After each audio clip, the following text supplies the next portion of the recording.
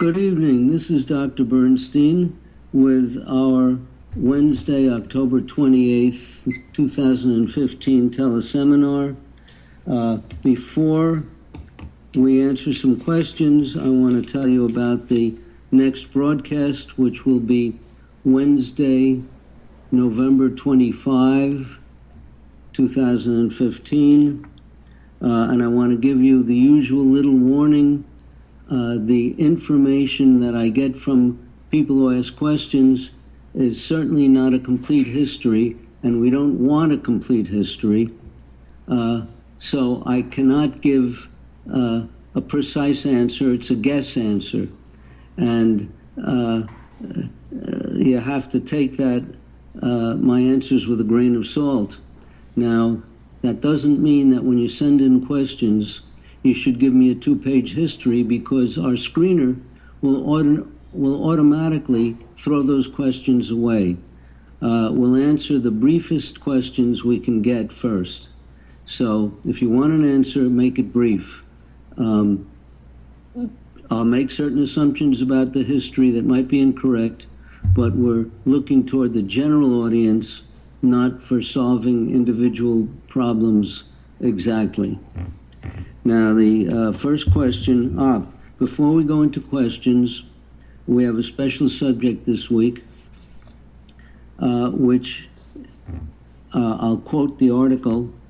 DHEA counteracts advanced glycosylation end product formation. This is an article published in Diabetes Care a number of years ago, but it's still pertinent. I stumbled on it when I go through my reminders of important facts.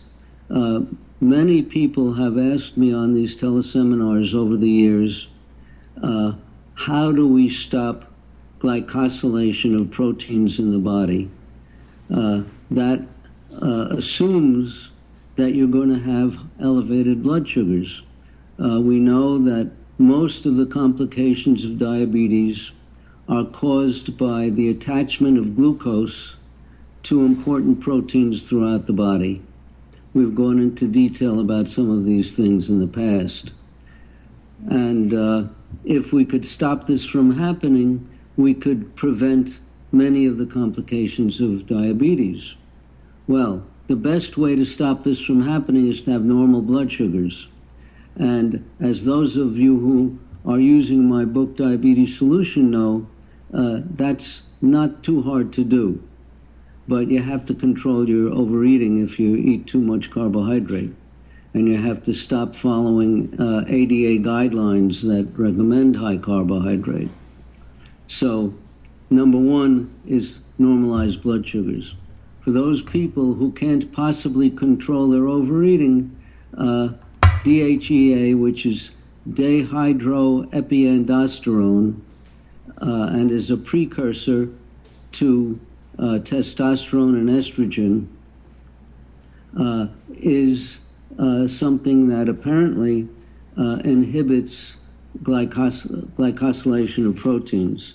And I have the article over here, and those of you who want to go to the original source, this is from Diabetes Care, Volume 30, starts on page 2922. And this was from the year 2007. Now, DHEA you can purchase at most health food stores. I can't testify about the quality of all different sources of DHEA. You have to use a reliable manufacturer, and you don't want to overdose yourself.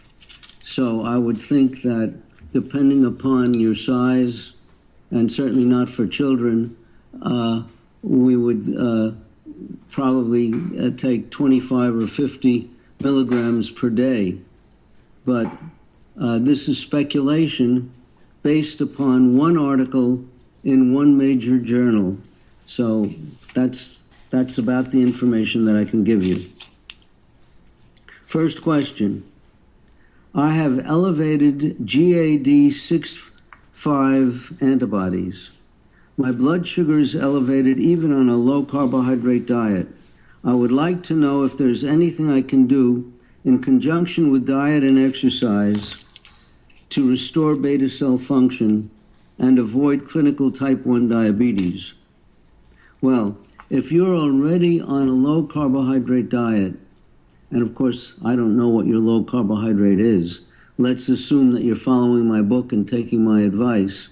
If it's that low and you're still getting elevated blood sugars, then you're clearly diabetic. Question is, are you a type 1? Well, you have GAD antibodies, so you're likely to be type 1, although we now know that type 2s also can be found making antibodies. But let's say that your genes are predicting type 1 diabetes. The best thing that I can think of is normal blood sugars. And this has been shown in a number of studies. In my book, we cite the very early one by Gerald Raven, where he gave type 2 diabetics, hooked them up to an artificial pancreas and kept their blood sugars at 90 for 2 weeks, and they kept making more insulin for the next 2 years. So we do get beta cell recovery in the presence of normal blood sugars. That's all that I know of for sure. There may be all kinds of products that might help, but I don't think they help a lot. Sure, metformin lowers insulin resistance.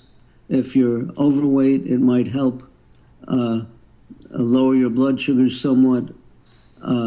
But the combination of diet, exercise, and if need be, insulin is the best bet that I know of, at least in my experience, for putting off further deterioration of blood sugar. And I've seen this in a number of patients. Next question. Type 1 diabetic for 39 years. So this fellow is a lady. She is a survivor. I am 41 years old. I recently had a vertical gastric sleeve. After surgery, I lost 25 pounds, but still need to lose 80 more. So this person probably has been an overeater for most of her life and probably has been eating a lot of carbohydrate. I then began following your way of eating. I do not eat carbs at all, yet I am not losing any weight. What can I do? Well, first of all, read my book, Diabetes Solution. Just because you're following my way of eating does not mean that you read my book. I don't know. Also, you might check your free T3. People who have gastric surgery frequently get a change in their thyroid function. And the most common change is difficulty converting the hormone T4, levothyroxine, to T3, triiodothyronine. And T3 is the active hormone. So it happens that most diabetics to begin with are hypothyroid and have low T3s. And you may have even lower T3 than you had before. So it would be wise for you to check your free T3 and then follow the guidelines that I believe are in my book and certainly are on the recordings of these teleseminars and on my video in Diabetes University on treating hypothyroidism for the treatment of low T3. That is a major factor and the most likely factor in your problem. You might also reduce your dietary protein, and if you're taking insulin, reduce the amount of insulin you get. That doesn't mean that you replace the protein with carbohydrate. I have people who are getting reasonable amounts of protein and even too much for their level of activity and body size. So we can get weight off them by reducing protein, and if they're taking insulin, reducing the amount of insulin accordingly. Again, the guidelines are in my book, Diabetes Solution. But my main concern here would be the free T3.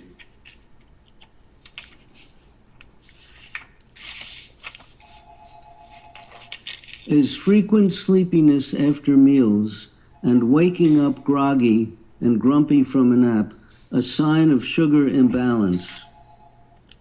Well, I don't know about the waking up groggy and grumpy, but I do know that sleepiness after meals is very common in diabetes.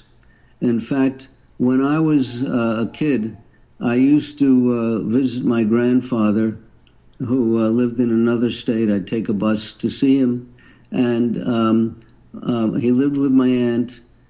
She would give me, in accordance with the then ADA guidelines, a sugar-free apple pie that she would make. It would be about 5 inches in diameter, so it wasn't a huge pie. It was about this big. And I'd eat the pie, and I'd promptly fall asleep because we had no blood sugar meters. My blood sugar probably went up to 800 or 1,000, and I was so wiped out that I'd fall asleep, and I'd sleep the rest of the day. And then my aunt would wake me up to take the bus home, and I'd sleep in the bus. So high blood sugars can certainly make you groggy and sleepy. The grumpy, I don't know about. I can't comment. Next question. I've read your book. If you are recommending a high-protein diet for patients with type 2 diabetes, don't they have to worry about gluconeogenesis? Gluconeogenesis is the conversion of protein to glucose with the help of some enzymes from the liver and even muscles and kidney. And indeed, this happens, and we do have to think about it. In fact, type 1 diabetics have to cover not just their carbohydrate, but the protein they consume with insulin. One of the big mistakes that the American Diabetes Association makes and that the insulin pump makers make is advising patients to inject insulin before a meal based upon the amount of carbohydrate you're eating, when you also have to take into account the protein. You also have to take into account the bulk of the food, which we discuss in my book, Diabetes Solution. So protein can raise blood sugar, but not gram for gram, not nearly as much as carbohydrate and not nearly as rapidly as carbohydrate. So a type 2 diabetic can be treated, for example, with small protein meals scattered throughout the day and have very little, if any, effect on their blood sugar if they have a very mild disease state. In fact, I have a new patient who I'm treating right now, a lady, whose treatment is 6 high-protein, very low carbohydrate meals per day.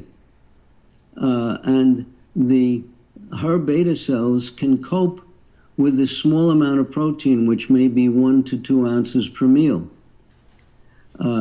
So we do have to take it into consideration, but it's nowhere near the challenge that carbohydrate is.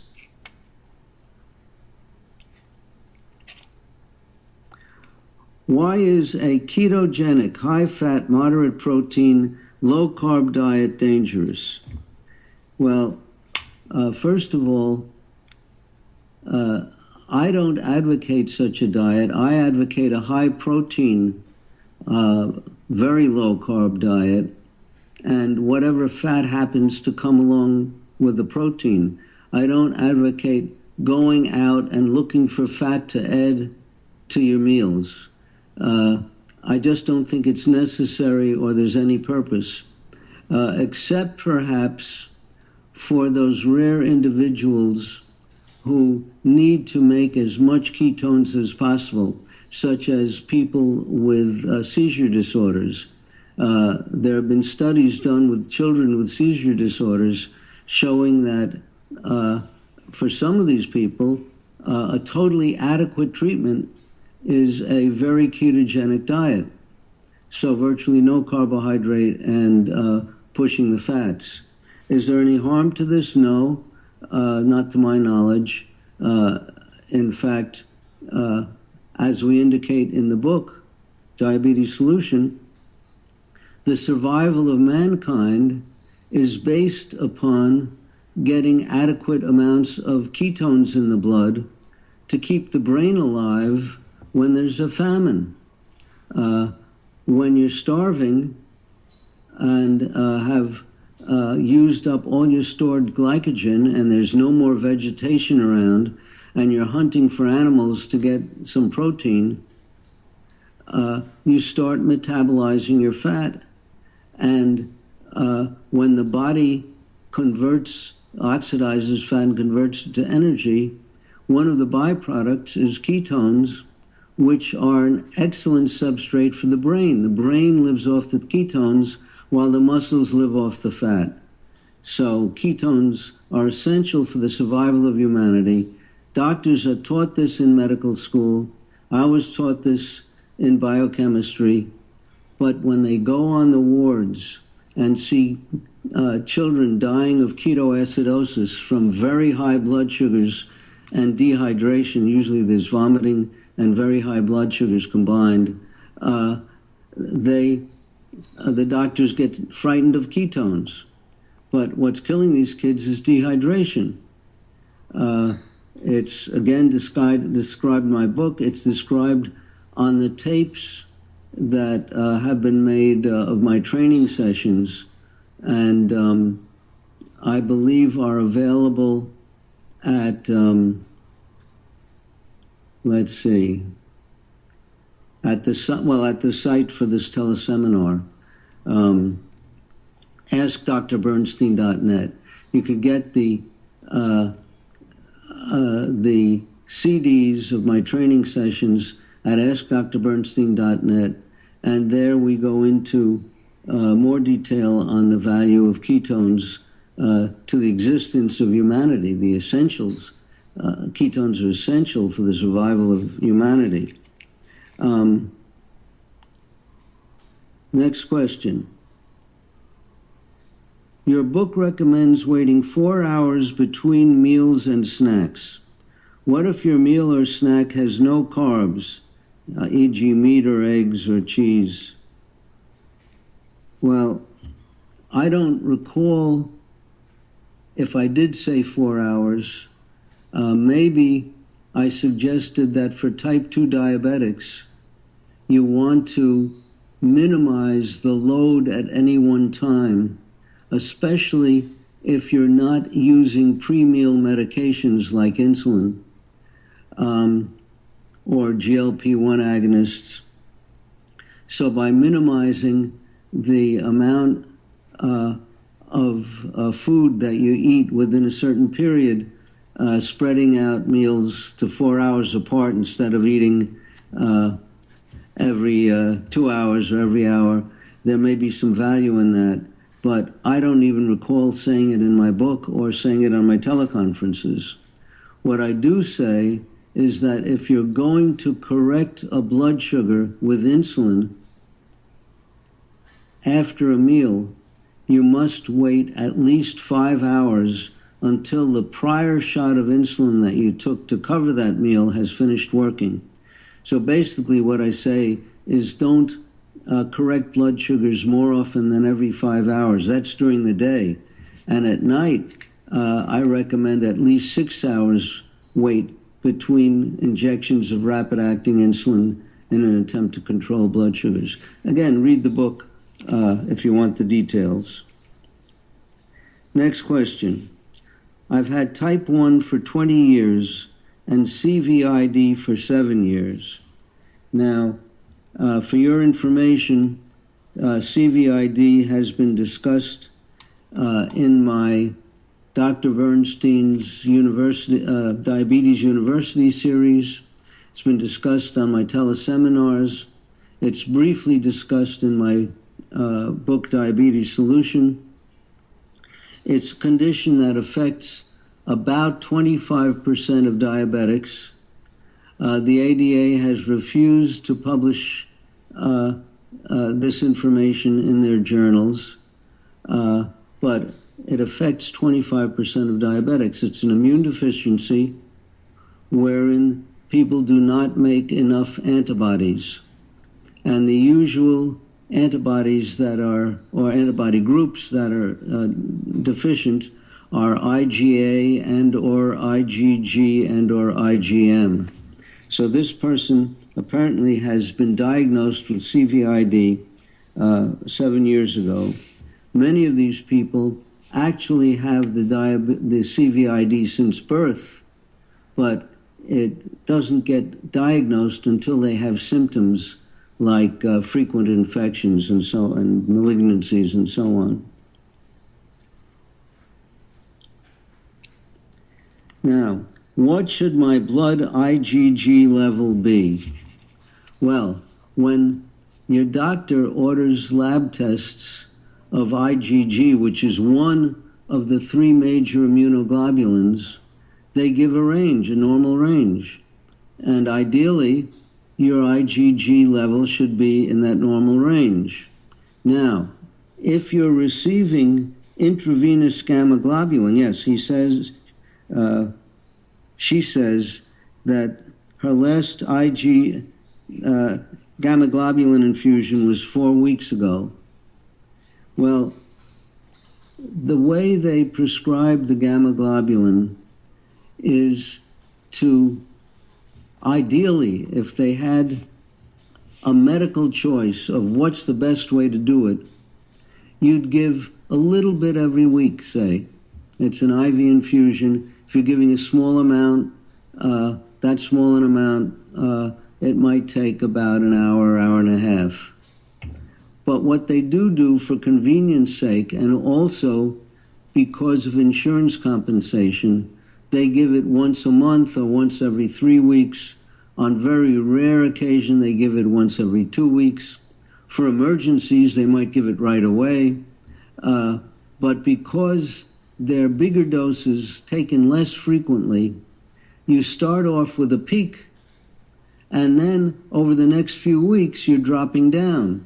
So what they do is they start you off too high, and by the time it's time for the next infusion, you're too low. So it's not the ideal way of doing things, but it's the way most systems work. If it were ideal, you'd go up a little, maybe be high normal after a small dose 1 week, and then by the end of that week, you'd be low normal, and they'd give you a little bit, and you'd be high normal. That would be the ideal way of doing it. There are a number of reasons not to go too high. In my case, they went too high and did not track my serum viscosity level. I was going too high I was getting it every 3 weeks. I still am. But the dose was so high that my serum viscosity went up and I got glaucoma. And it was only until I started investigating that I found out that high serum viscosity can cause glaucoma. And I'm almost blind as a result of this. It's a disaster. And not all allergists or immunologists who monitor the administration of gamma globulin are going to be frequently checking your serum viscosity level and adjusting doses accordingly. I had to learn the hard way. And if I hadn't been investigating on my own, we wouldn't have gotten the dose down, and I would probably be totally blind by now.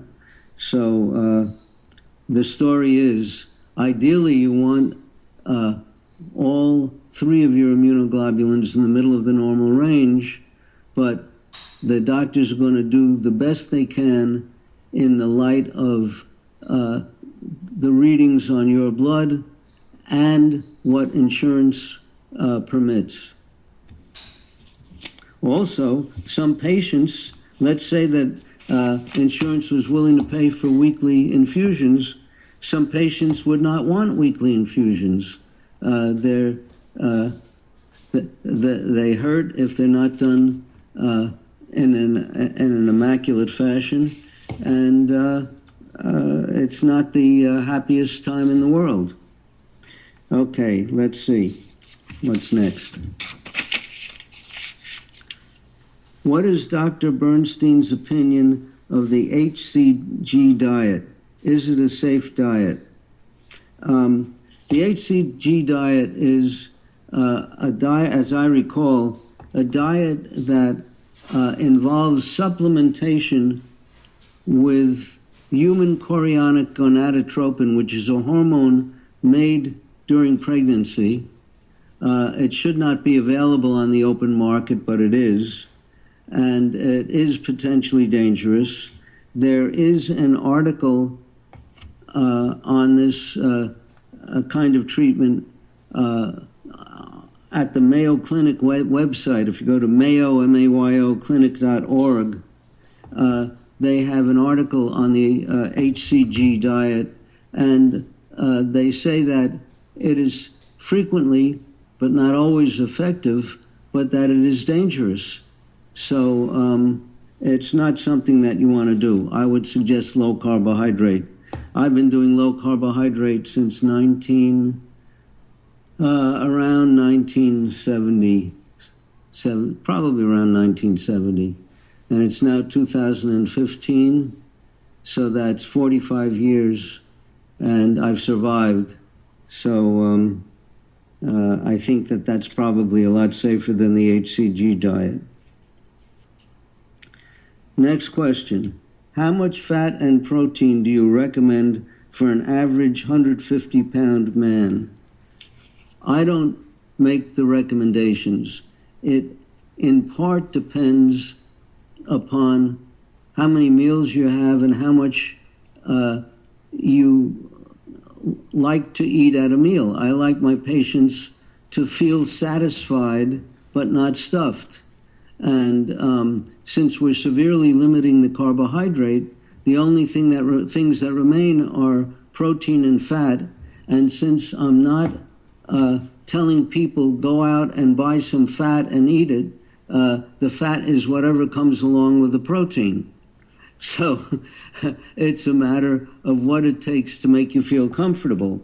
But there are computations that you can make, and when I sit down with a new patient, I look at the amount of exercise they get, and I do some estimating, and it's really more like guesstimating than estimating.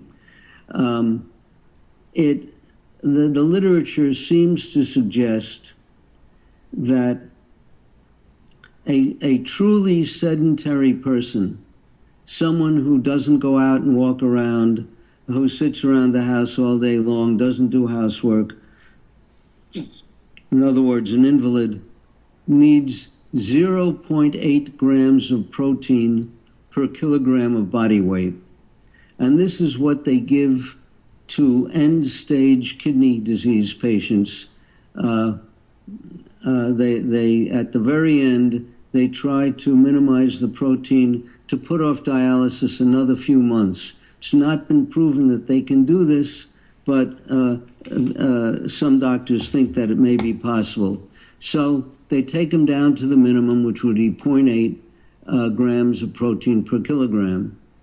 So you have to convert your body weight to kilograms by dividing pounds by 2.2, and that gives you grams of protein. Every 6 grams of protein comes to 1 ounce of real protein food as you would weigh it on the scale. So a 3-ounce hamburger would have about 18 grams of protein. Now, what if you're more active? Let's say that you're a professional athlete. You might need between 5 grams and 10 and 15 grams of protein per kilogram of body weight. and you might be solid muscle and have a lot of kilograms of body weight. So that's the other extreme. And in between, if you take a person who exercises, let's say, for a half an hour a day, he might need 1.0, 1.1, 1.2, 1.3 grams of protein per kilogram of body weight. So it depends very much on how much you exercise and how strenuous the exercise is. So there's not a matter of my recommending how much protein you should eat. But the main guideline is what maintains your body weight at a healthy weight. And do you feel too full or too hungry? So if I want someone to lose weight, I'll reduce the protein below my computed amount. And if I want someone to gain weight, as I'm doing right now with a lady who's getting 6 protein meals a day, we raise the protein above the computed amount. So that's how it goes. It's not the simplest thing in the world. Read the book. It might be helpful. Diabetes Solution.